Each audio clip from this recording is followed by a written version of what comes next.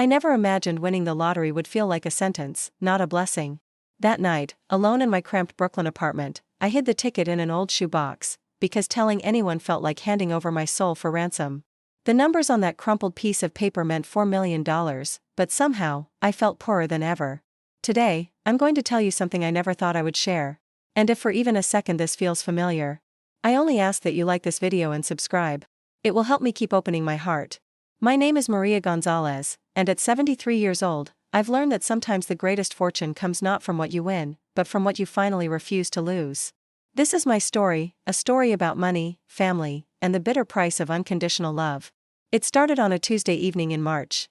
The spring air in Brooklyn still carried winter's bite as I shuffled to the corner bodega on Atlantic Avenue. My arthritis made each step feel like walking on broken glass, but I needed milk for my evening tea, the one small comfort I allowed myself at the end of each thankless day. The lottery ticket was an impulse.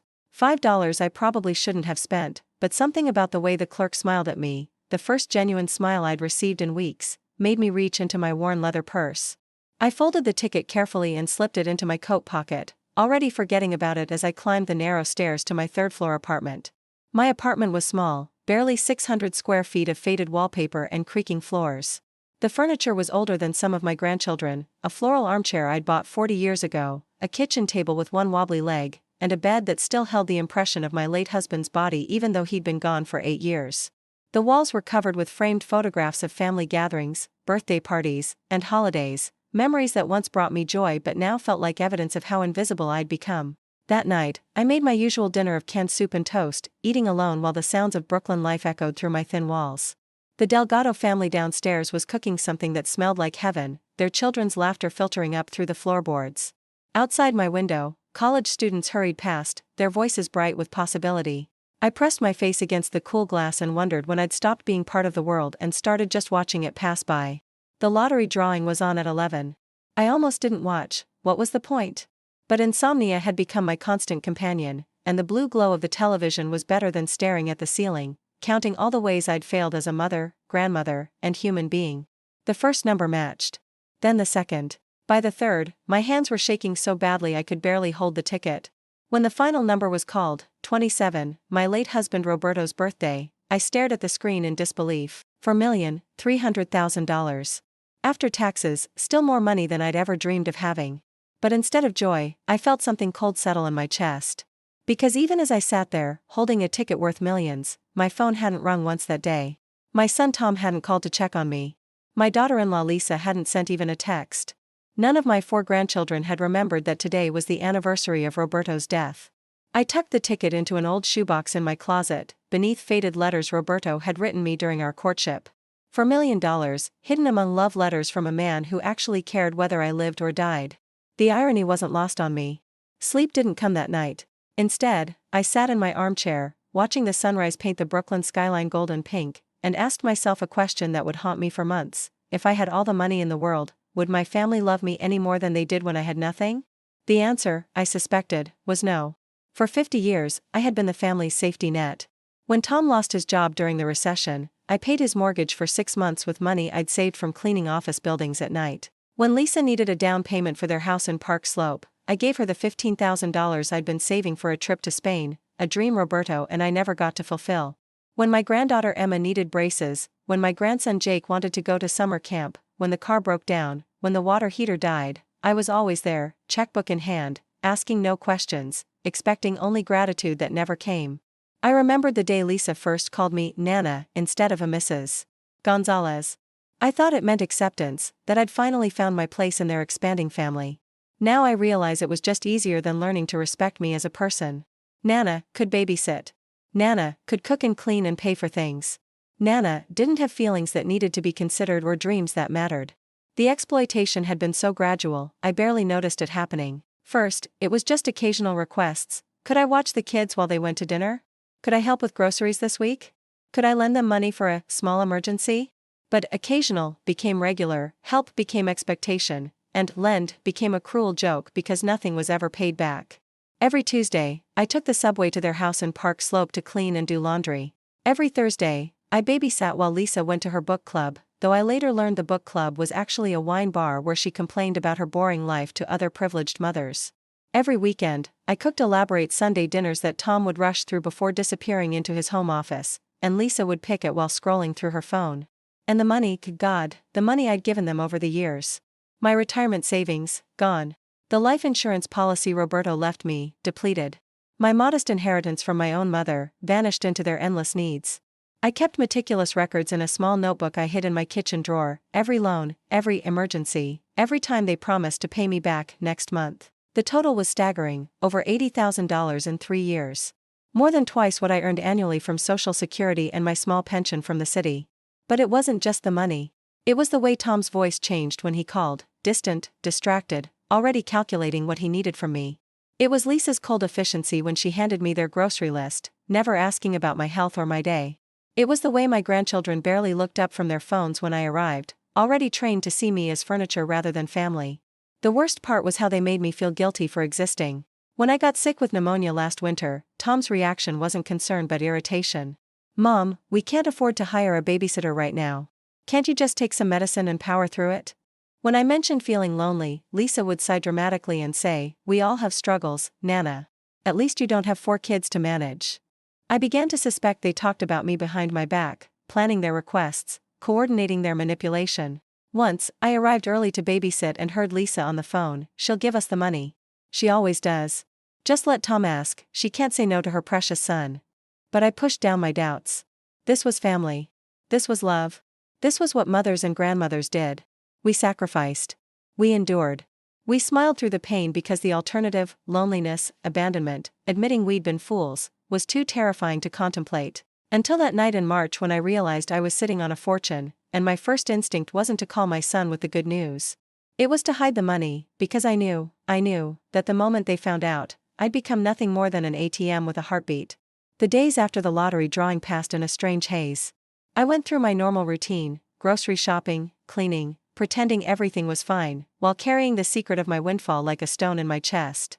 The ticket remained hidden in my closet, unclaimed, while I wrestled with a decision that felt impossible: reveal my good fortune and watch my family's false love intensify, or stay silent and continue living a lie. On Friday, Tom called with his usual request. "Mom, we need you to watch the kids tomorrow. Lisa has a spa day with her sisters." Not a question. Not a request. A statement of fact, delivered with the casual expectation that had become so familiar I almost didn't notice it anymore. "I'm not feeling well," I said, surprising myself. It was the first time I'd ever said no to anything. There was a pause.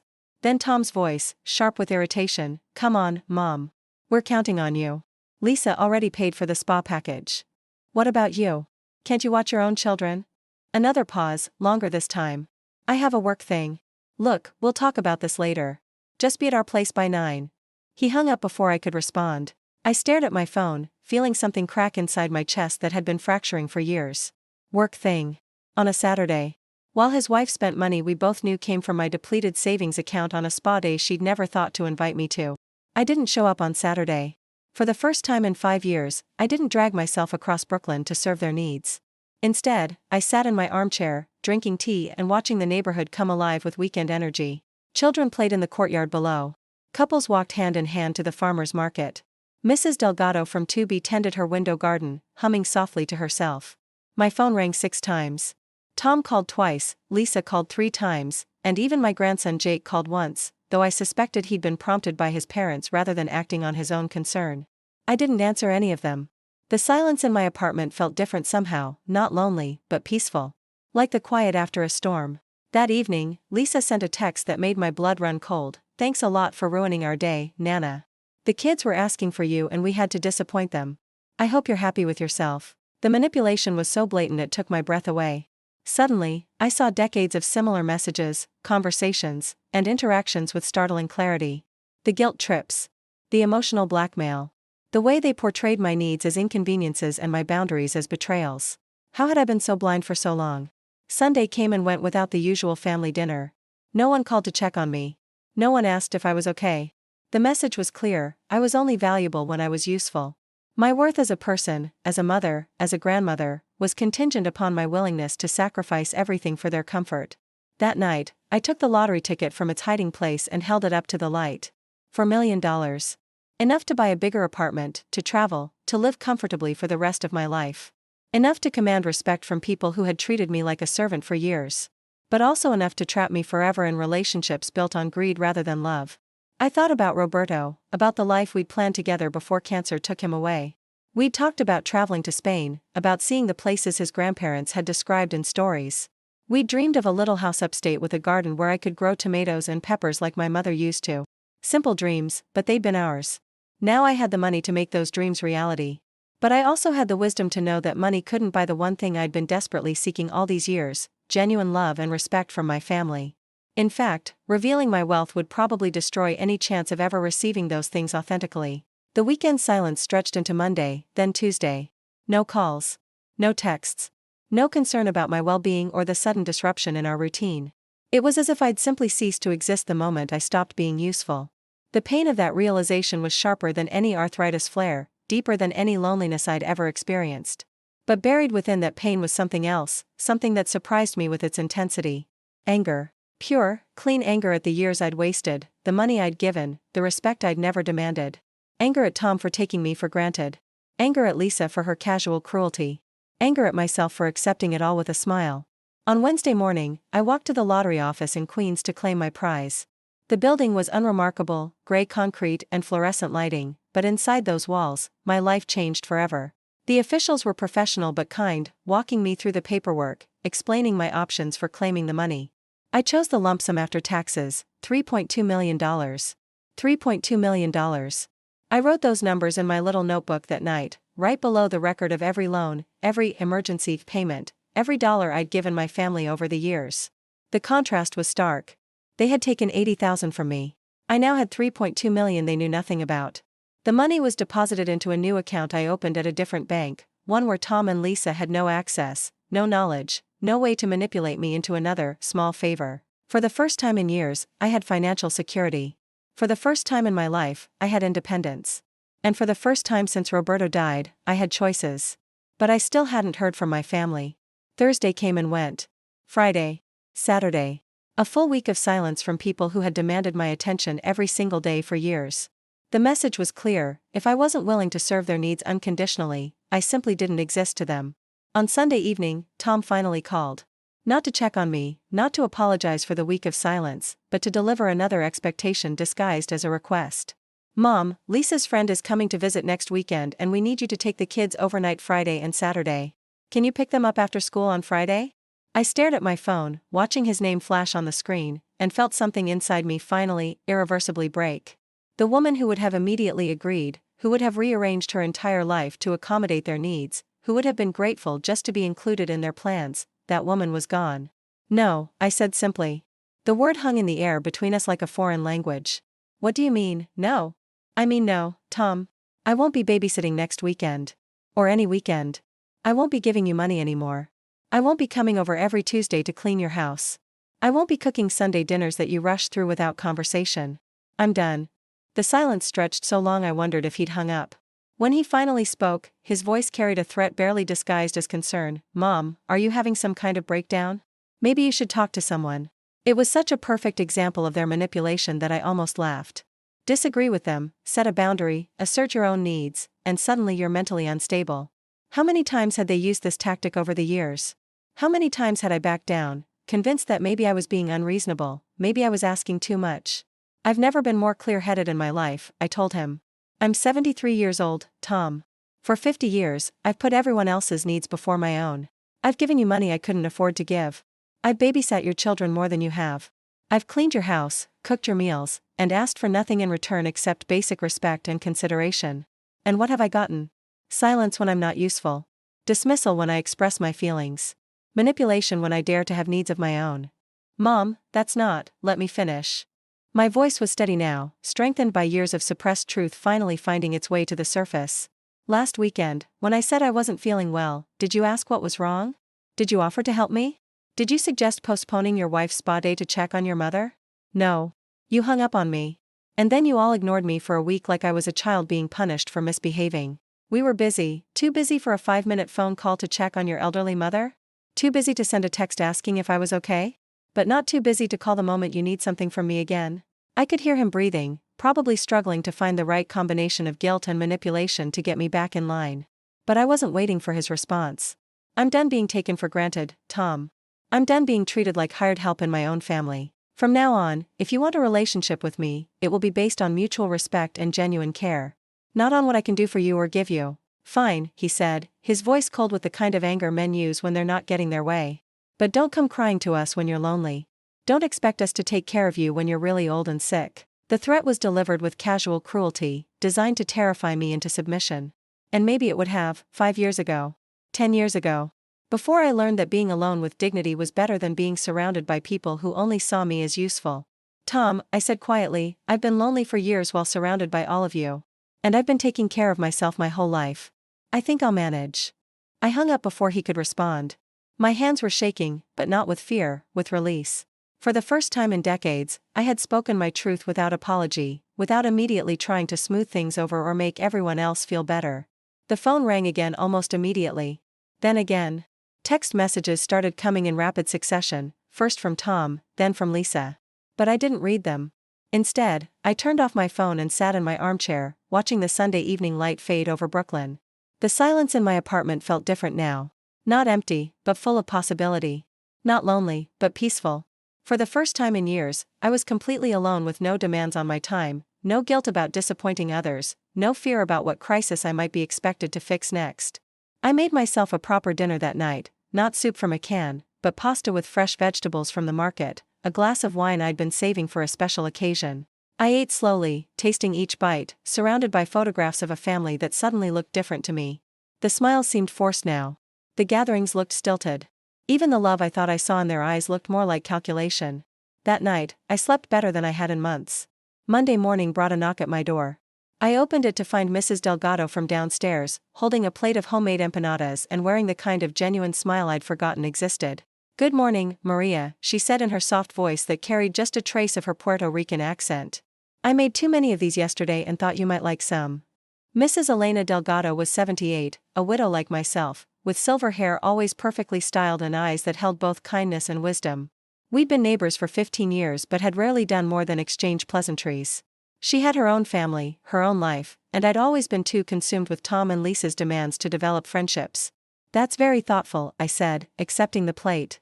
The empanadas were still warm, and the smell made my stomach growl with honest hunger. "Are you okay, dear?" I heard raised voices last night through the walls. Her concern was gentle, without the expectation or manipulation I'd grown accustomed to from my own family. "I had a difficult conversation with my son," I admitted. "But I think I'm okay. Actually, I think I'm better than okay." She studied my face with the kind of attention that comes from truly seeing another person. "Good for you. Sometimes the hardest conversations are the most necessary ones." We stood there for a moment, two old women who had survived decades of disappointment and loss, and I felt something I hadn't experienced in years, understanding without judgment, compassion without agenda. "Would you like to have coffee sometime?" I asked impulsively. I feel like I don't know my neighbors well enough. Her smile lit up her entire face. "I would love that. How about tomorrow morning? I make excellent coffee." After she left, I sat at my kitchen table eating the best empanadas I'd ever tasted and realized something profound. Genuine kindness still existed in the world. I'd just been so focused on chasing it from people incapable of giving it that I'd missed it when it was offered freely by others. My phone remained off for 3 days. When I finally turned it on, I found 27 missed calls and 43 text messages. Most were from Tom and Lisa, progressing from confusion to anger to what appeared to be panic. The final message, sent late Tuesday night, was from Tom. "Mom, please call me back. We need to talk. I'm worried about you." But there were other messages too. My grandson Jake had texted, "Hey Grandma, Dad told me you guys had a fight. Are you okay? I love you." My youngest granddaughter Maria, named after me, had sent a simple heart emoji. Small gestures, but they felt genuine in a way their parents' messages did not. I didn't respond immediately. Instead, I went to have coffee with Elena Delgado. Her apartment was a mirror image of mine but felt completely different. Where my walls were covered with photographs of family obligations, hers displayed art, paintings she'd created herself, photographs she'd taken during travels I'd only dreamed of. Her furniture was simple but comfortable, arranged to encourage conversation rather than television watching. "I retired from teaching 5 years ago," she explained as she served coffee in delicate china cups. "My husband passed 8 years ago, like yours. My children live in California, they call every week, visit twice a year, and treat me with respect when they do." "How did you manage that?" I asked, genuinely curious. How did you train them to respect you? She laughed, a sound like silver bells. I didn't train them, Maria. I expected it. From the beginning. When they were children, they had chores and responsibilities. When they needed money for extras, they found ways to earn it. When they made mistakes, they faced consequences. I loved them completely, but I never confused love with servitude. But didn't you want to help them? Didn't you want to make their lives easier? Of course. But I helped them by teaching them strength, not by being weak for them. I helped them by showing them how to respect others, not by accepting disrespect myself. She sipped her coffee thoughtfully. Love isn't about sacrifice, dear. It's about mutuality. It's about two people caring for each other's well-being, not one person constantly giving while the other takes. Her words hit me like physical blows, not because they were harsh, but because they illuminated truths I'd spent decades avoiding. I had confused enabling with loving. I had mistaken being needed for being valued. I had taught my family to take me for granted by never demanding that they do otherwise. It's not too late, you know, Elena said gently. You can still teach them how to treat you. But first, you have to decide that you deserve better. That afternoon, I called Tom back. But this time, I was prepared for the conversation. Mom, thank God. I was ready to call the police. Where have you been? I've been here, Tom. Taking some time to think about our relationship. Look, I'm sorry if I said something wrong on Sunday. You know I didn't mean, stop. The word came out sharper than I intended, but it had the desired effect. I don't want an apology for what you said on Sunday. I want acknowledgement of how you've treated me for years. Silence. Then, Mom, I don't know what you're talking about. It was such a blatant lie that it took my breath away. But I pressed on, because this conversation was 3 decades overdue. Tom, in the last 3 years, I have given you and Lisa over $80,000. I have babysat your children nearly every weekend. I have cleaned your house every week. I have cooked Sunday dinners that you barely stay for. And in return, you call me only when you need something, ignore me when I'm sick, and threaten to abandon me when I try to set boundaries. That's not, we appreciate everything you do, but, do you? When was the last time you asked about my health? My interests? My feelings?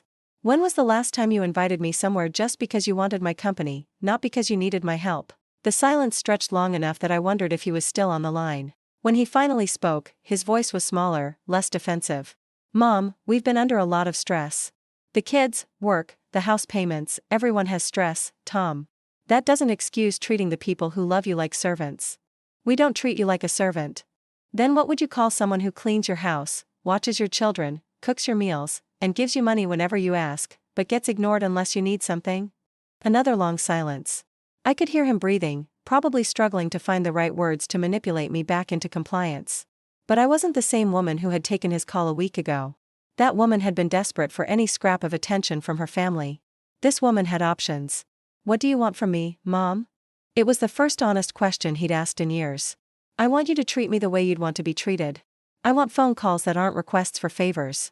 I want conversations where you ask about my life and actually listen to the answers. I want invitations that don't come with unpaid labor attached. I want respect. Okay, I can do that. But Mom, we really do need, no. What? I said no. Whatever you were about to ask me to do or give you, the answer is no. Not because I don't love you, but because love shouldn't be conditional on my willingness to sacrifice everything for your convenience. I could hear Lisa talking in the background, her voice sharp with what sounded like panic. Tom covered the phone, but I caught fragments, not acting like herself. And, money for the mortgage. When he came back on the line, his voice carried a new edge of desperation. Mom, look, I know we haven't been perfect, but we're family. We need each other. And honestly, we're in a really tight spot financially right now. If you could just help us out this one more time, no. But Mom, I hung up. The phone rang immediately. Then again. Text messages started flowing in, first from Tom, then from Lisa. I read the first few. Tom, Mom, please don't do this. We love you and we need you. Lisa, Nana, I don't know what's gotten into you, but this isn't like you. The kids are asking why you won't talk to us. Tom, fine. If that's how you want it, we don't need you anyway. Don't come crying to us when you realize how alone you are. The messages continued for hours, cycling through guilt, manipulation, anger, and false apologies. But I didn't respond to any of them. Instead, I turned off my phone and went to bed early, surrounded by a silence that felt less like loneliness and more like freedom. Over the next few weeks, my life took on a rhythm I hadn't experienced since Roberto died. I woke up when I wanted to wake up. I ate meals I actually enjoyed. I read books I'd been meaning to get to for years. I took long walks through Prospect Park, something I'd never had time for when my days were consumed with other people's needs. Elena and I developed a friendship based on mutual interest rather than mutual obligation. We went to museums together. We tried new restaurants in neighborhoods I'd never explored. She taught me to paint watercolors, and I taught her to make Roberto's recipe for arroz con pollo.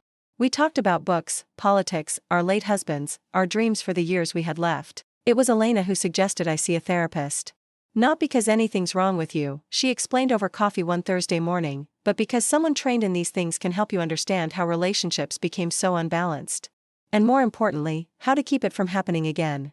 I found Dr. Sarah Mitchell through Elena's recommendation, a woman in her 50s who specialized in family dynamics and elder abuse. The word abuse made me uncomfortable at first. I wasn't being beaten or screamed at. But Dr. Mitchell helped me understand that exploitation, manipulation, and emotional neglect were also forms of abuse, even when they came disguised as family obligation.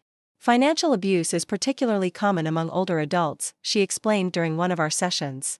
Adult children who feel entitled to their parents' resources, who use guilt and emotional manipulation to extract money and services.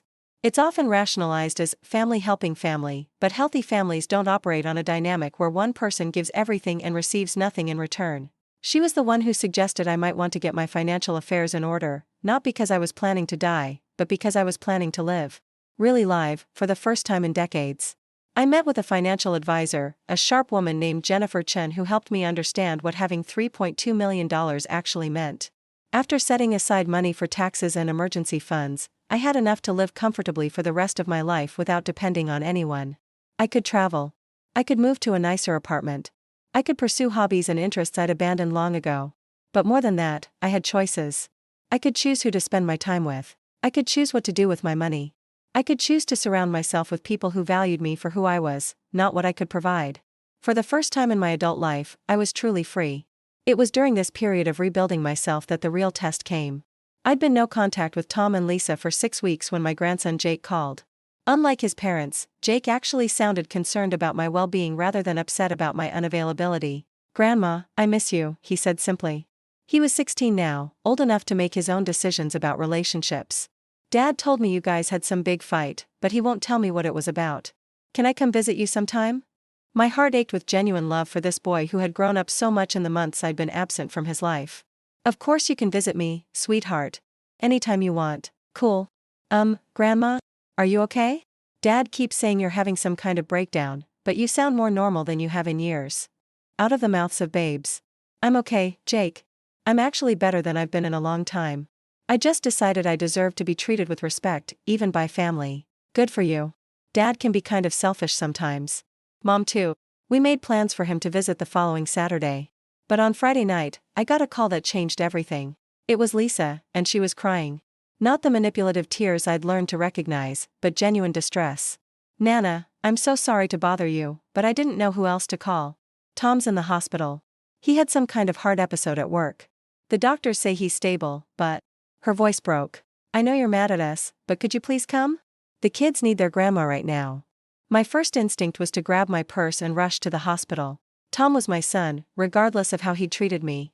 But something made me pause. Maybe it was Dr. Mitchell's voice in my head, or Elena's wisdom about setting boundaries, or simply the knowledge that I had power now and needed to use it wisely. "Which hospital?" I asked. "Brooklyn Methodist. He's in the cardiac unit. Room 418. I'll be there in an hour."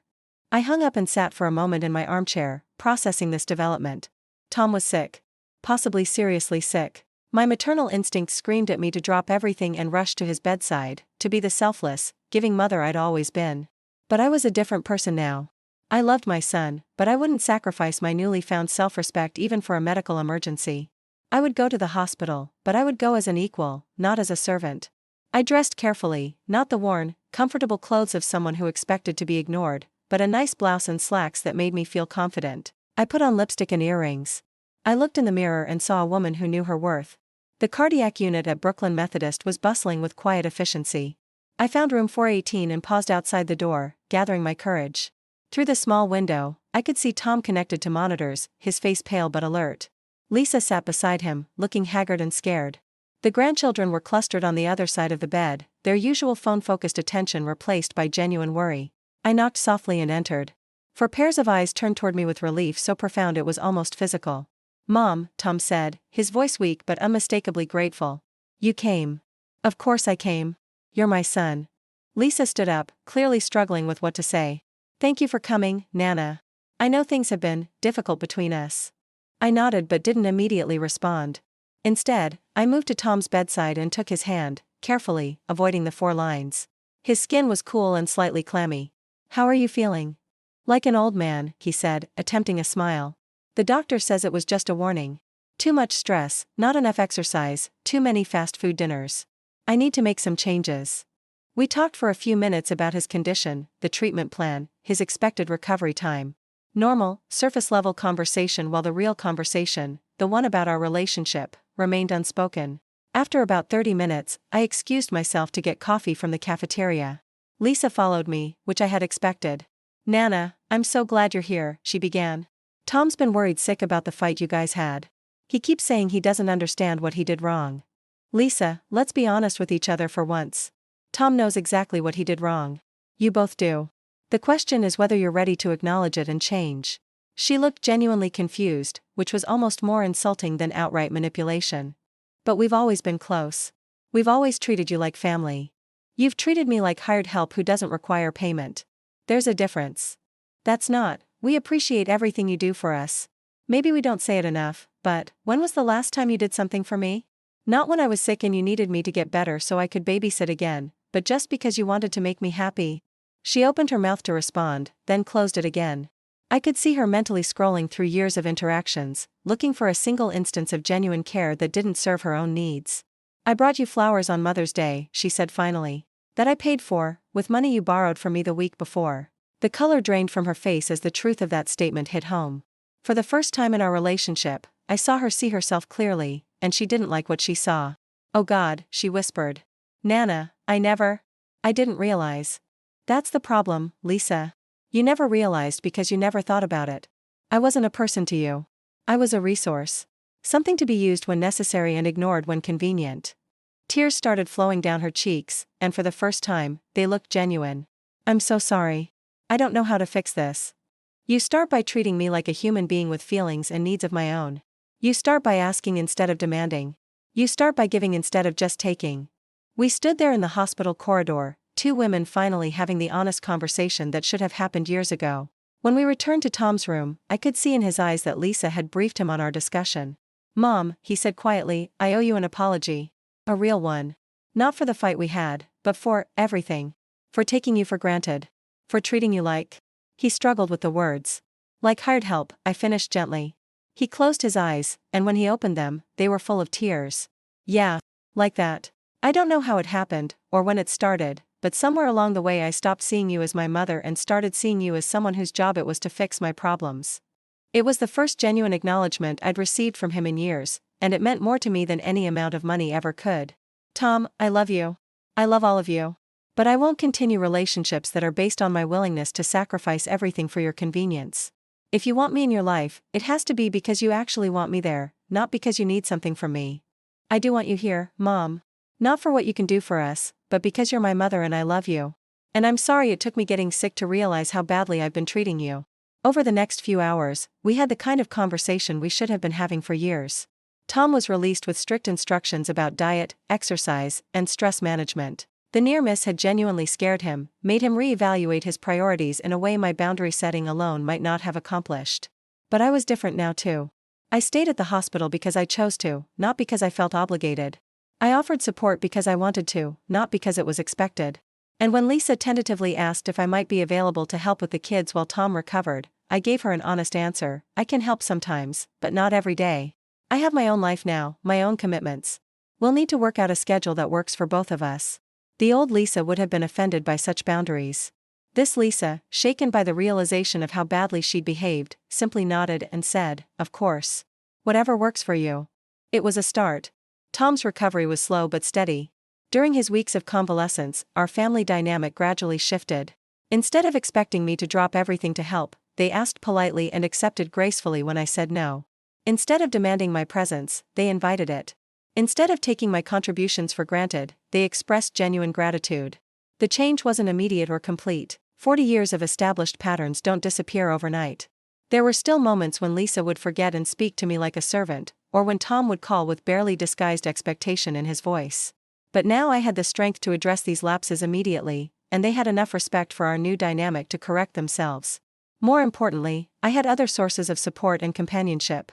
Elena and I traveled to the Metropolitan Museum together, spent afternoons in Central Park, tried new restaurants in neighborhoods we'd never explored. I joined a book club at the local library and discovered I had opinions about literature I'd never had time to develop.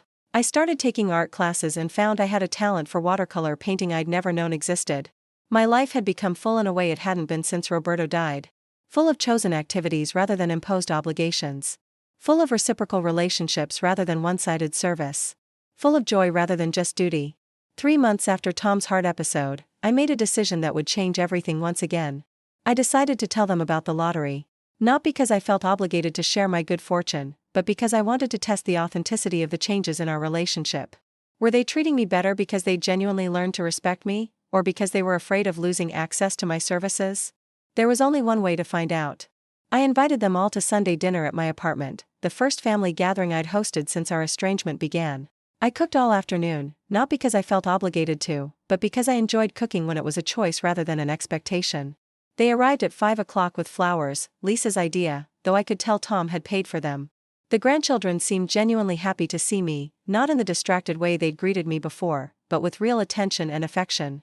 We talked over dinner about school, work, books I was reading, places Elena and I had visited. Conversation instead of just information exchange. After dessert, when the dishes were cleared and coffee was served, I took a deep breath and made my announcement. I have something to tell you all. Something I should have shared with you months ago. 4 pairs of eyes focused on me with varying degrees of curiosity and concern. In March, I won the lottery. $4.3 million before taxes. $3.2 million after.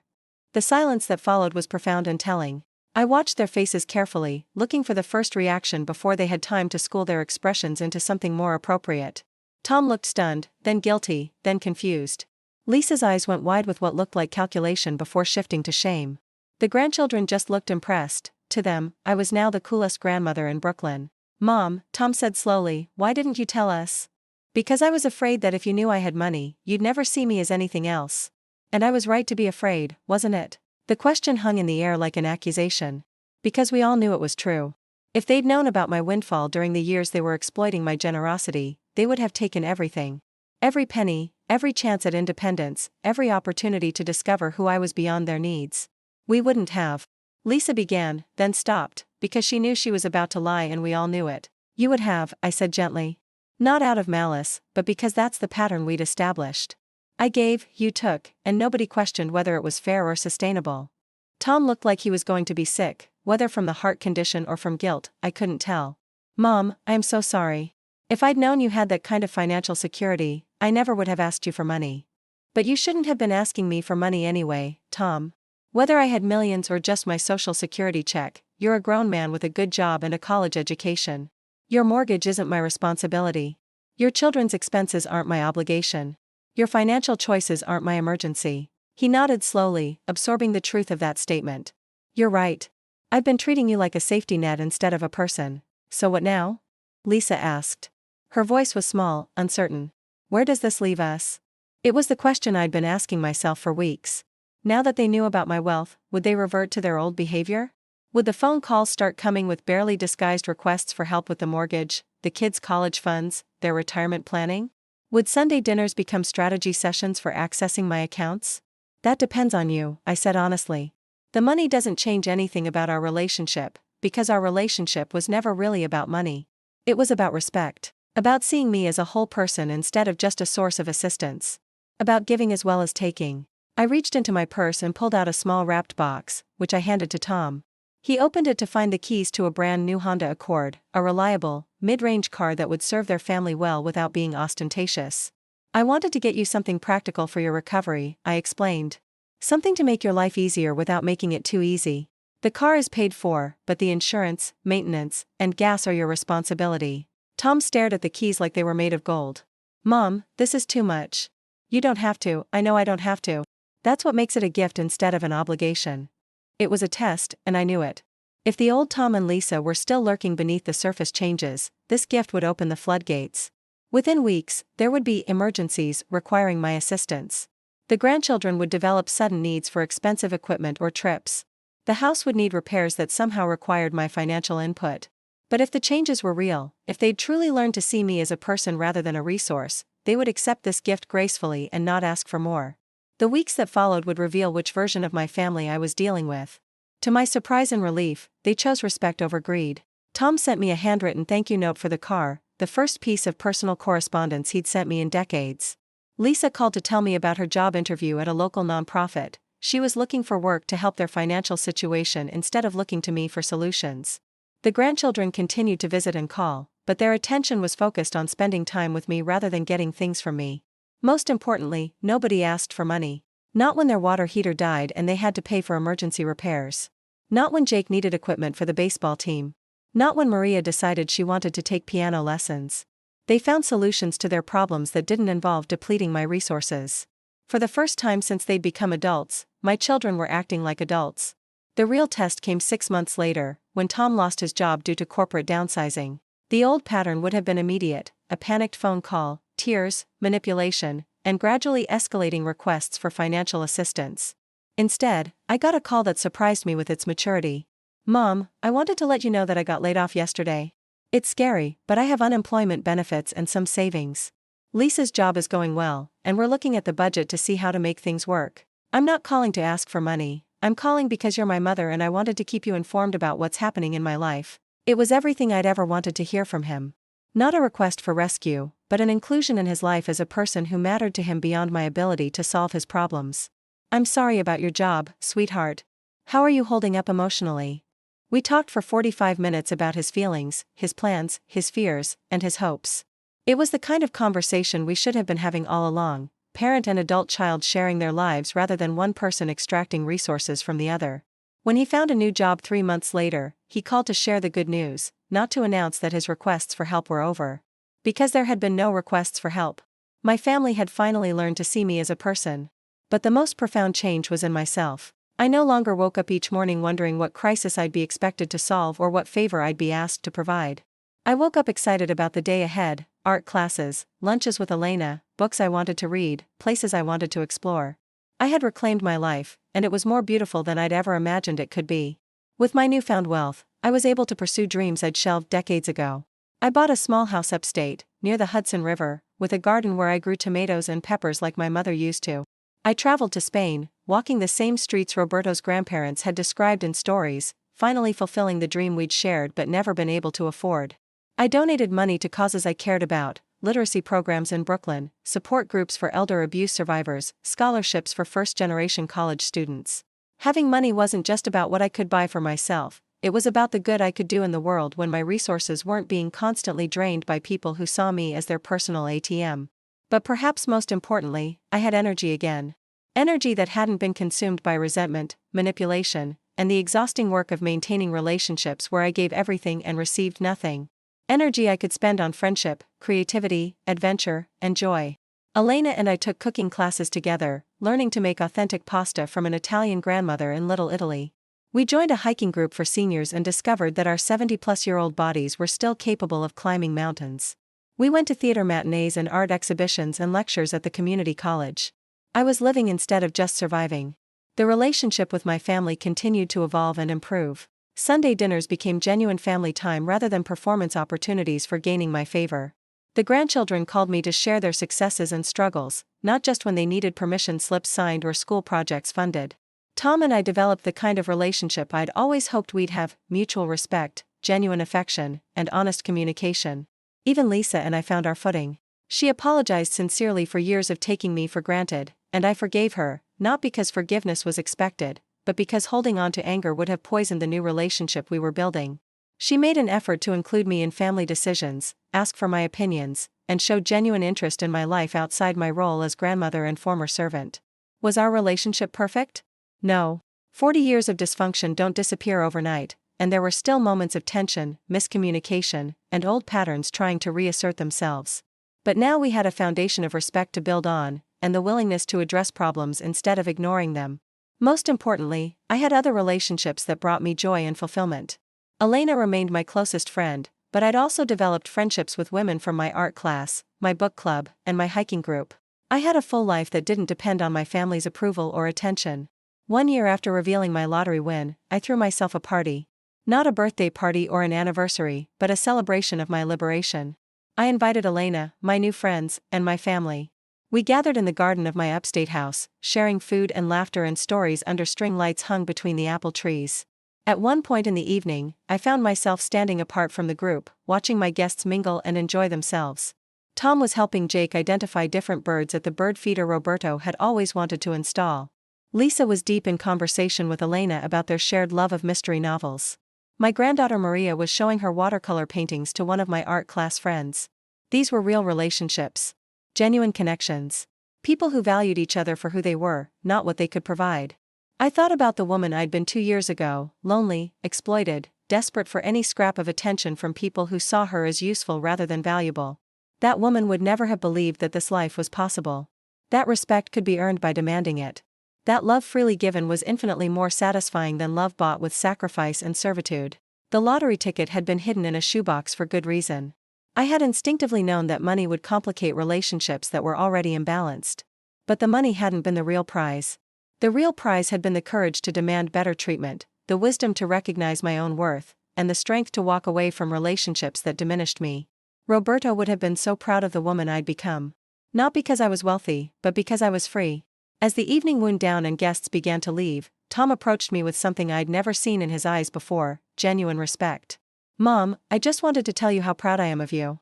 Not for winning the lottery, but for everything you've built since then. This life, these friendships, the way you found yourself. I'm sorry it took me so long to see who you really are." "It took me a while to see it too," I admitted. "I spent so many years defining myself by what I could do for others that I forgot I was a complete person on my own. I love you, Mom.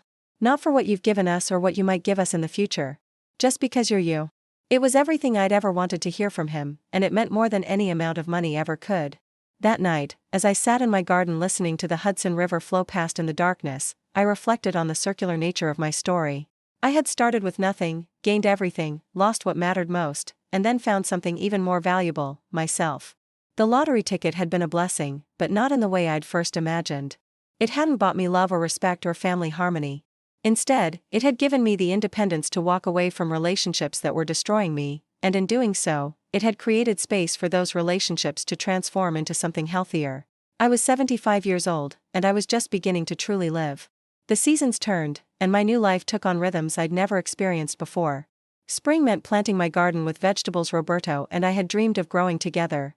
Summer meant morning hikes with Elena and evening dinners on my porch with friends who chose my company for the pleasure of it. Fall meant traveling, Italy 1 year, Ireland the next, always with the knowledge that I was choosing adventure rather than running from obligation. Winter meant cozy afternoons in my Brooklyn apartment, painting watercolors while snow fell outside my windows, no longer afraid of silence because it no longer meant loneliness. My relationship with money had changed too. Having it meant security, but not in the way I'd expected. The security came not from the number in my bank account, but from the knowledge that I could take care of myself, that I wasn't dependent on anyone's approval or generosity. I spent money thoughtfully, on experiences that enriched my life, on gifts that brought me joy to give, on causes that mattered to me. But I never again confused money with love, or giving with being valued. The family dynamics continued to evolve in positive ways. Tom found work he was passionate about, even though it paid less than his corporate job. Lisa went back to school and became a social worker, finding fulfillment in helping others navigate difficult family situations, a career choice that gave her new perspective on our own journey. The grandchildren grew into young adults who sought my advice because they valued my experience, not because they needed something from me. But perhaps the most surprising development was the friendship that developed between Lisa and Elena. What started as polite conversation at family gatherings evolved into genuine connection over shared interests. Watching Lisa learn to value older women as complete people rather than just sources of assistance was deeply satisfying, evidence that change was possible even in the relationships that seemed most damaged. 2 years after my party, I faced my first real test of the new family dynamic when I was diagnosed with breast cancer. The routine mammogram that revealed the suspicious lump sent me reeling back to my darkest fears, not of death, but of becoming a burden, of slipping back into patterns where my worth was measured by my neediness. But my family's response revealed how far we'd all come. Tom took time off work to drive me to appointments, not as a duty but as a privilege. Lisa researched treatment options and support groups, sharing information without trying to control my decisions. The grandchildren called regularly to check on my spirits, not my symptoms. They cared about how I was feeling as a person, not just as a patient. Most importantly, they respected my autonomy throughout the treatment process. When I chose the less aggressive treatment option because I valued quality of life over quantity, they supported my decision without argument. When I decided to continue my art classes during chemotherapy because they brought me joy, they arranged transportation without being asked. When I wanted to travel to Spain for what might be my last time, they encouraged the trip instead of trying to keep me close out of their own fears. The cancer was caught early, and the treatment was successful. But the experience taught me something profound about the relationships I'd rebuilt. They could withstand crisis without reverting to dysfunction. My family had learned to love me as a person rather than possess me as a source of security. Elena was my anchor during the treatment, as I had been hers when she'd faced her own health scares. We took turns being strong for each other, giving and receiving support in the natural rhythm of genuine friendship. She drove me to radiation appointments while sharing stories that made me laugh until my sides hurt. I held her hand during her husband's memorial service, 5 years after Roberto's, finally understanding that grief shared is grief halved. Recovery brought its own gifts. The enforced slowness of healing gave me time to reflect on the life I'd built and the life I still wanted to live. I started writing, not because anyone expected me to, but because I had stories to tell. Stories about resilience and transformation, about discovering self-worth in the 7th decade of life, about the difference between being needed and being valued. My first published essay appeared in a magazine for older women, titled The Day I Stopped Buying Love. It generated hundreds of letters from women who recognized their own experiences in my story, women who had spent decades giving everything and receiving little in return, women who were just beginning to understand that they deserved better. I started speaking at community centers and senior groups, sharing my story and encouraging others to examine their own relationships for signs of imbalance and exploitation. The response was overwhelming. So many women and men who had never considered that their family dynamics might be unhealthy, who had accepted disrespect as the price of inclusion. The speaking engagements led to more writing, which led to a book deal for a memoir about finding yourself after 70. The advance wasn't life-changing money, I already had that, but it was validation that my story mattered, that my experience could help others navigate their own journeys towards self-respect. The book tour was an adventure I never could have imagined. Cities I'd never visited, bookstores filled with people who wanted to hear about transformation and hope. Interviews with journalists who treated me as an expert on my own life rather than a cute oddity. At 77, I was busier and more intellectually stimulated than I'd been since college. But the most rewarding part of the book's success was watching my family's reaction to it. Tom read it cover to cover and called me in tears. "Mom, I had no idea how much we hurt you. I'm so sorry, and so proud of who you've become." Lisa shared excerpts on social media with captions about learning to value the older women in her life. The grandchildren brought copies to school for show and tell, beaming with pride at having a published author for a grandmother. They weren't embarrassed by the public airing of our family's dysfunction.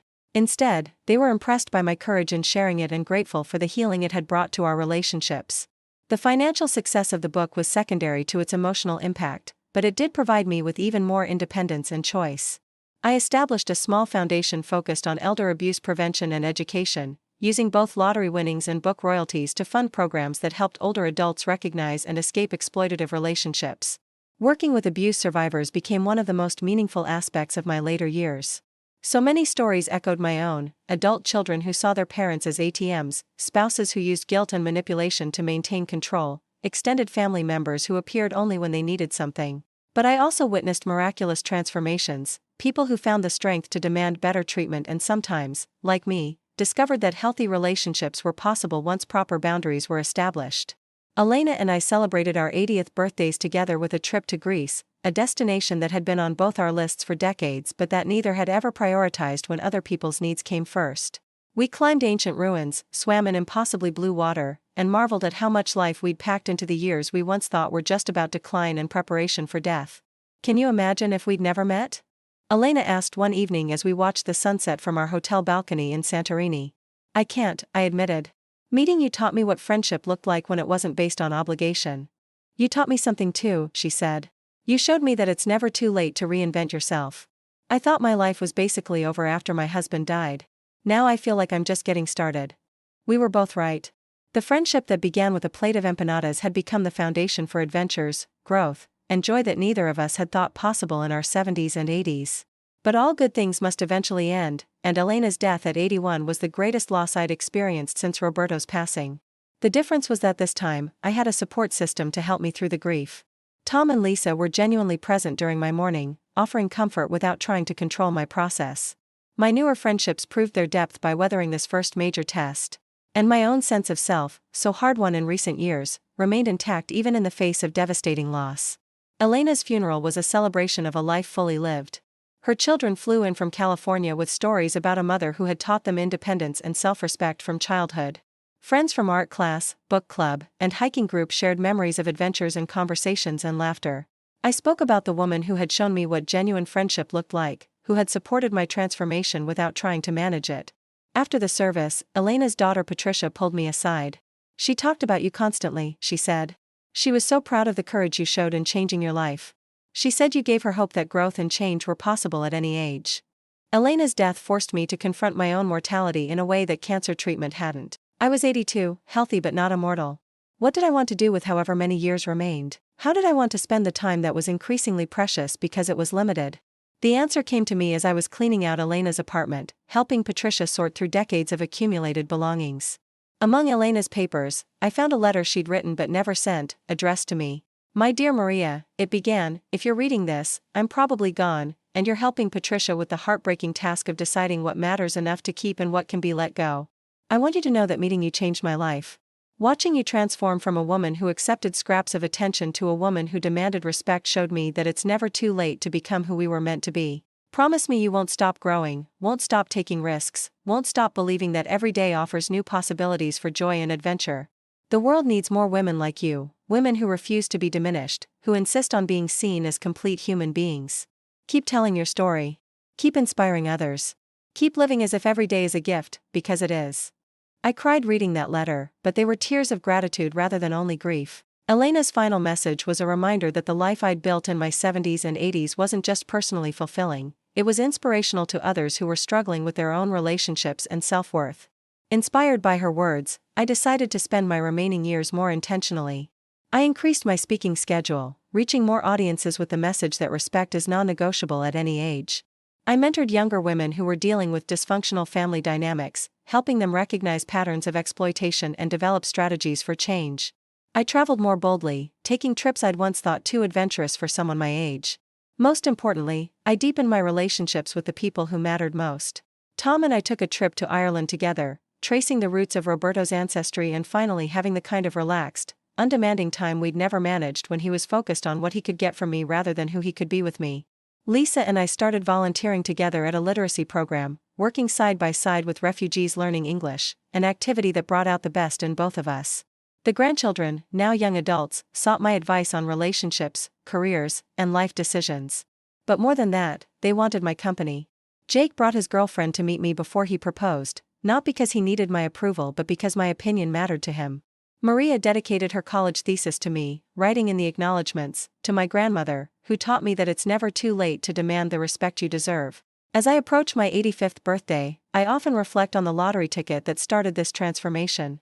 The money provided security and options, but the real prize was learning to value myself enough to walk away from relationships that diminished me.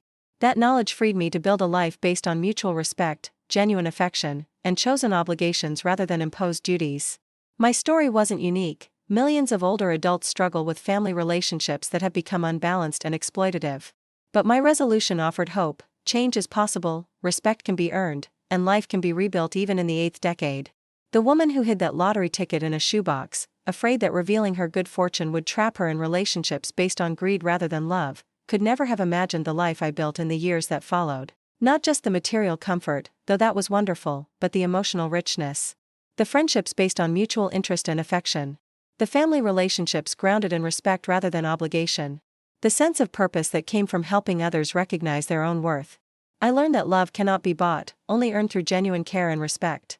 I learned that being alone with dignity is infinitely preferable to being surrounded by people who see you as useful rather than valuable. Most importantly, I learned that it's never too late to demand better treatment, to walk away from relationships that diminish you, and to build a life that reflects your worth as a complete human being. My lottery win was $4.3 million before taxes. But the real jackpot was discovering that I deserved respect, kindness, and genuine love, not because of what I could provide, but because of who I was. That knowledge was worth more than any amount of money, and it's a prize that no one can take away from me. To any of you listening who recognize your own story and mine, I want you to know that change is possible. Respect can be demanded and received. Life can be reclaimed even if you've spent decades giving it away to others. You are valuable not for what you can do, but for who you are. And you deserve relationships that honor that truth. The lottery ticket was just paper and numbers. The real treasure was learning to value myself enough to demand that others do the same. That lesson transformed not just my bank account, but my entire existence. And for that, I will be grateful for whatever years remain. Have you ever lived, or known someone who lived, something like this? Have you ever found yourself giving everything while receiving little in return, wondering if love has to be purchased with sacrifice and service? Comment below and share your story. If this message touched your heart, brought back memories, or gave you hope for change in your own relationships, please like this video and subscribe to my channel. Your support helps me continue sharing these stories, and maybe, just maybe, it will reach someone who needs to hear that they deserve better, that respect is not too much to ask for, and that it's never too late to reclaim a life worth living. Thank you for listening to my story. Thank you for caring about the experiences of older adults who too often feel invisible and unheard. And thank you for believing, as I now do, that every person, regardless of age, deserves to be treated with dignity, kindness, and genuine love.